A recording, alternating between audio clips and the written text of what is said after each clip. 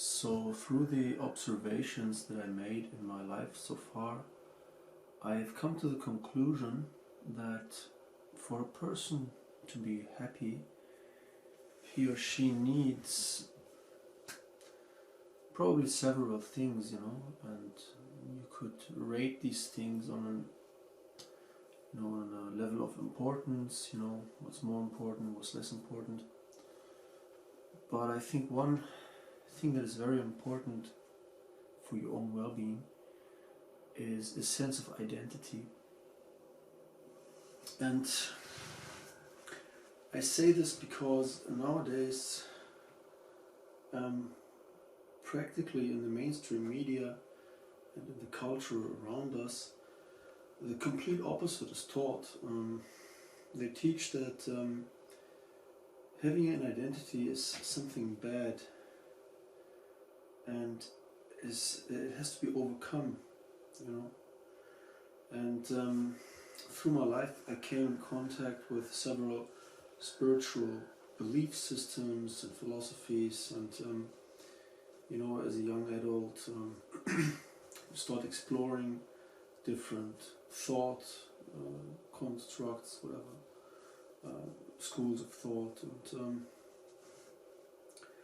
and these spiritual and esoteric and modern belief systems mostly teach that you have to overcome your past and your own perceived identity, what you think your identity is. They describe this as a social construct that is taught to you in school and by your parents, and it is basically an artificial thing that for you to be happy you have to overcome this. And what is then taught is that you have to do spiritual exercises, to get to know your limits, like do extreme sports or meditate a lot or have extreme experiences in your life that bring you to your limits, to your existential limits. And then you come closer to God, so to say, or to the spiritual world, and you get to know yourself better, and you then basically frown upon the sense of identity that you had before as a child or as a young adult. And so, it is kind of taught that you, by doing spiritual exercise, you overcome your perceived identity, which is allegedly artificial. And I also believed that, and but I later realized that when I had my own identity, so to say, I was perceived by the outside world as a very agreeable and very happy person, and I had no problems finding friends whatsoever. And myself, although I felt like a rather, sometimes sad person, but not sad in this, depressed sense of the word, but I was often a little bit melancholic about the past of my country, about the things that were destroyed in the wars, for example, things that were lost, and not even in the two world wars, but even before, I was always, my vision was always for the past, I liked history, and I liked old things. I saw in everything that was old, I saw an inherent quality and excitement, everything that was old excited me. Old barns, old tools that you find covered with dust in an old barn, the smell of hay, an old library that smells like old wood and that makes these noises when you walk on the old parchment, on the old, how do you say it, the old wooden flooring, all this kinds of stuff, old architecture. I love these things. And I had the impression that the world was more and more becoming superficial, the more modern it became, and the more empty it became in my eyes. And I had the impression that the older things were, the better of a quality, and the more spirit and the more soul and love was in these things, in these objects. So I perceive the world as a place that is going down, downwards from a very early age, basically, and it was not only restricted to my own country, but I was actually practically a kind of an Inca patriot, you could say. Not only Inca, but I was very interested in the Americas and in the old cultures of North and South America, which were destroyed by colonialism. And I was always very interested in the matter of colonialism. And I was very sad about the fact that these cultures basically don't exist anymore, or just remnants of them, of Incas and Aztecs and Mayas and all these people. And that today something else has replaced them, and changed them, and basically they're not themselves anymore.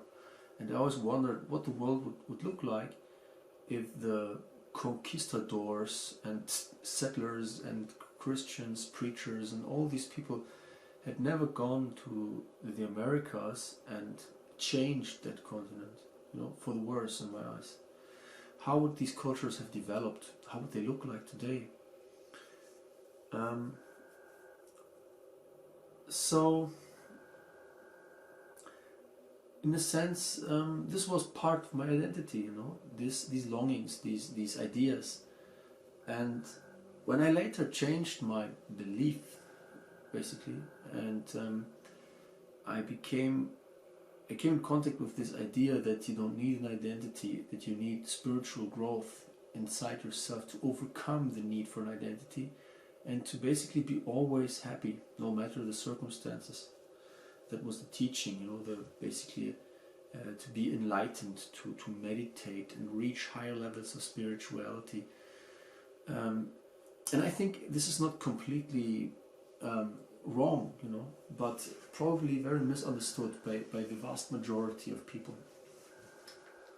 And yeah, the thing was, I realized when I had these ideas that I don't need basically an identity, a past, a nationality, a home, basically. I was like a world citizen, and I believed in multiculturalism and all these things. And I later realized that during all this period, I was actually, I thought I was happy because I didn't care anymore about, all these, lost cultures and all these things. I wanted to see the positive in life, in everyday life, in every moment. But I was actually all the time very depressed, and I was also very unable to communicate with people and to find friends and all this stuff. And people who knew me from before, they couldn't even recognize me anymore. They were like, this person has changed, he's a different person now, They thought that my personality had completely changed. And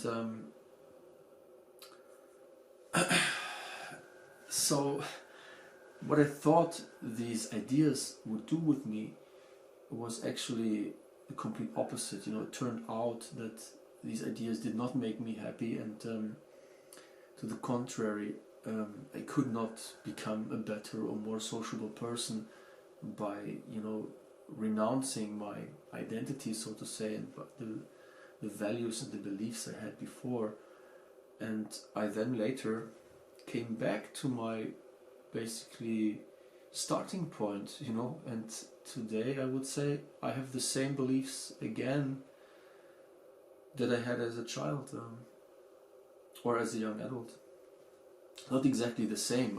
Of course I learned a lot of things in addition. I basically have more knowledge now, but the basically the ideas, the items in my head are more, I know of more things now, but my basic feeling and my basic outlook on the world is still the same, I would say.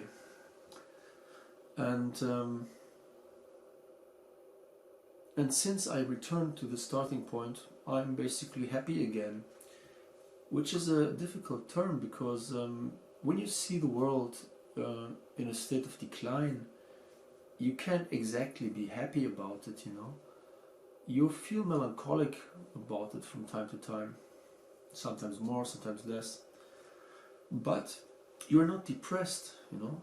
And what I experienced as a multicultural person, I experienced depression. And what I mean by that is you go outside and the sun is shining and there's beautiful spring weather, but you cannot feel it. You feel depressed. You are absolutely empty inside. You cannot. You see the greatest things in front of you, and you feel nothing. You know, this is like the state of depression that I experienced, and it was during my time of believing that I was a world citizen, and I didn't need an identity. And finally, the moment I returned to my actual identity, I felt fine again, you know, and I could enjoy things like the sunshine again, things like a rainy day, you know. I don't know, just the weather, you know. I became sensitive to the environment again and could feel my surroundings and could be happy and sad, because when I was depressed, I could neither feel happiness nor real sadness, you know. It was just a feeling of emptiness, of pointlessness, of permanent pointlessness of everything, you know. And I think when I returned to my actual beliefs that I always had, and to my own value system that I always had, I felt happy again, you know. Of course, being happy about some things, but being sad about other things, but in general, not being depressed or something, you know. And I think this is very important, because if you don't have a value system, if you don't have an identity, you have no position in life. Within all the values, you have no position. And when you have no position, you cannot judge the other things. And interestingly, this is also something that these esoteric and spiritual traditions teach. You don't judge, you know, don't judge other people, don't judge the world, don't judge anything, just take it as it is, you know. And again, to some degree, there's truth to this, you know, because judging everything, too quickly is obviously a bad thing, you know. It can shut you down, you know, and make you unable to actually perceive things. But when you have no standpoint, no identity, no place in life and in the world, you have no point of reference with the other things, you know, and therefore you cannot feel them, you know. And I compared this sometimes with a guitar string, where, for example, you just take any string and ring it, and it's just a sound, you know. And this sound, without context, doesn't mean anything. It's just one tone, and it's not a music. It's just one tone. And in fact, if this tone is left monotonous, it would actually be the sound that these medical machines that measure your your heartbeat when you're dead, then this is the sound that the machine does, you know, just beep. It's the sound of death, basically, you know. Just one sound in the loneliness is death, you know. There's nothing to it. The music only starts when you ring different sounds, different tones, you know, together or apart, you know, in a sequence, you know. Only through the relationship between the sounds, they themselves get a value, you know. So I don't know if you can understand what I mean here. When you have no relationship, you cannot have a relationship with the world and with other people if you have no basically sound value of your own, you know, if you are not there, so to say. And this is the feeling that people have about depressed people, you know, that they're not there. They have no sense of identity. And this is why I think this propaganda of nowadays, that you don't need an identity, that everybody is the same, that everything is the same, everybody can get along no matter what, you know, is such a bad thing. Because if people believe that, in my opinion, they will tend to become depressed, because they lose their point of reference with the world and cannot navigate anymore, you know, in the world. They lose their own inner compass. In my eyes, you know, these are the observations that I made through life so far. And this is why I think that actually having an identity is a good thing, and is not at all you know, something that you have to overcome. It's something that you learn more and more about through your life, but you stay what you are, what you were born as, you know, and you accept that, and you learn more about it, and you pass it on, and that's just life, how it is, in my eyes.